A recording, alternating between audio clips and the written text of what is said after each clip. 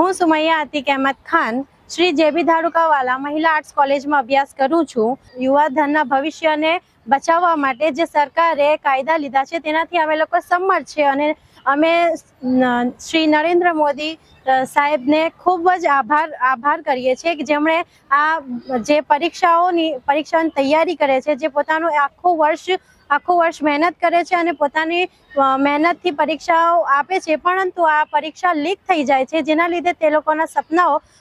ખૂબ જ ચૂર થઈ જાય છે, જેના લીધે હવે કોઈ કાળા માફિયા આ વિદ્યાર્થીઓનો સપનો તૂટે નહીં તે રીતે